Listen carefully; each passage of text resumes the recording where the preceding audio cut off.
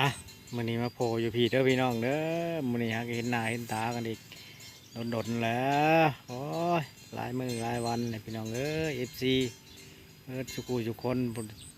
ที่ติดตามรับชมเด้อพี่น้องเด้ออ่ะก่อนอื่นก็กราบทักทายสบายดีพ่อแม่พี่น้อง FC ทุกผู้ทุกคนติดตามบ่ได้ทางนี้ก็ติดตามทางเพจเด้อพี่น้องเด้อมื้อนี้ก็มานั่งอยู่หอมไม้ลมเย็นๆที่คึมๆผ้าคึมฝนจังหน่อยพี่น้องนี่ก็มาเลี้ยงงัวคือเก้าพี่น้องเอ้ย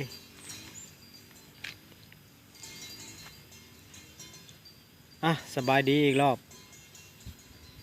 FC เบิดทุกคนทั้งภายในและก็ต่างประเทศก็ยินดีเข้าสู่ช่องว่าพรชาแนลเด้อพี่น้องเด้อ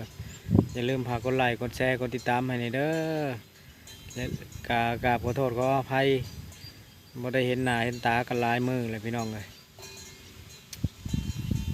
จะเปิดจะนายกันได้พี่น้องเอ้ยอย่าลืม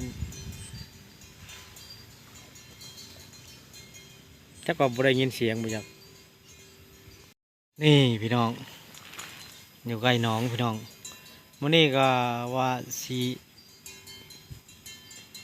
ตอนกคันว่าตอนสิตอนกคุมเด้อพี่น้องเด้ออะไรบ่แม่นขอโทษขออภัยตอนกกระตุกไปรุ่นไปชมนำกันเด้อพี่น้องเด้อหลังจาก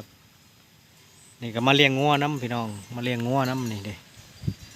เลี้ยงงัวน้ำกับสีตอนกน้ำเห็นนกยินเสียงนกห้องกับขอโทษขออภัยเด้อบ่เคยเอาลงก็สิเอาลงลองเบิ่งนกอีตกช่องของบ่พรชาแนลเพราะว่ามันดนๆจังพอกันเท่านึงพี่น้องมานี่ก็สิได้อย่าลืมติดตามมาชมเด้อพี่น้องเด้อบางเทื่อก็พอกันคู่มือก็มีได้คันบ่มีเงินเน็ตเอาเลยช่องยังบ่ผ่าน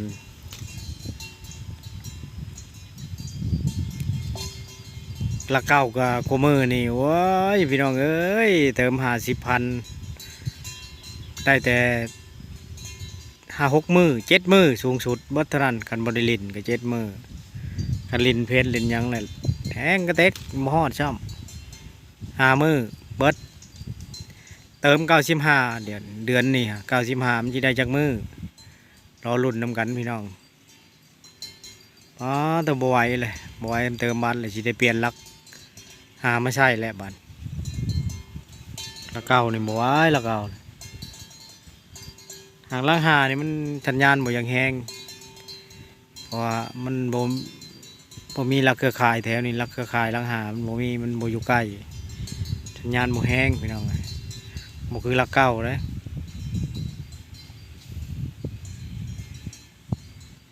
แต่ละเก้านี่แหละ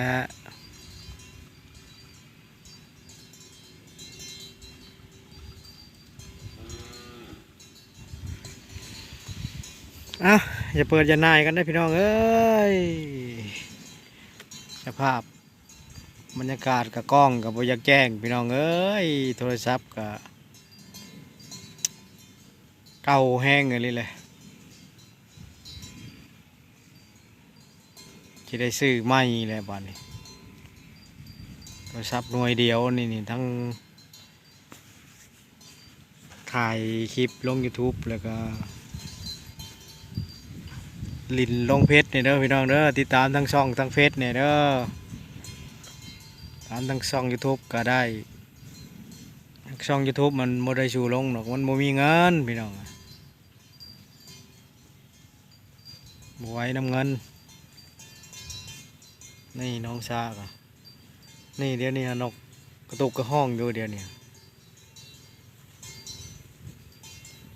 อันถ้าผิดพลาดประการใดก็ขอโทษขออภัยเด้อพี่น้องเด้อมีแต่รอรุ่นรอชมนำกันพี่น้องว่าสิมานหรือบ่ประมาณวางเรียงงัวอิ่มพอแล้วจังสิไปเบิ่ง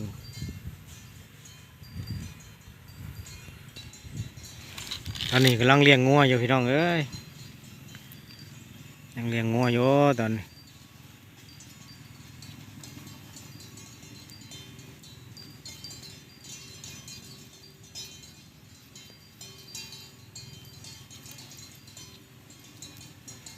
ลี้ยงงัวให้มันอิ่มก่อนยังจะไปเบิ่งนกไปต่อนกมันนี่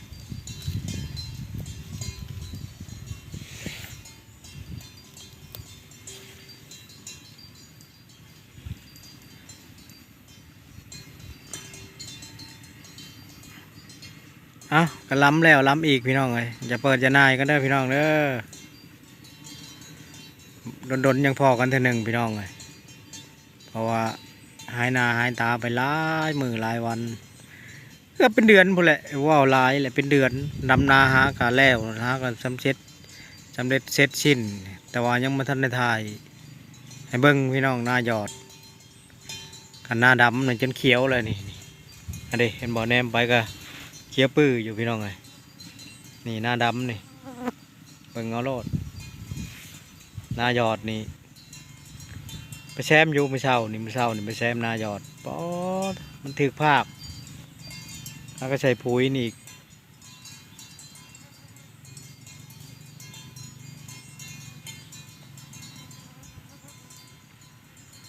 มีแต่เอ้ามืออื่นก็ล้อรุ่นหน้ายอด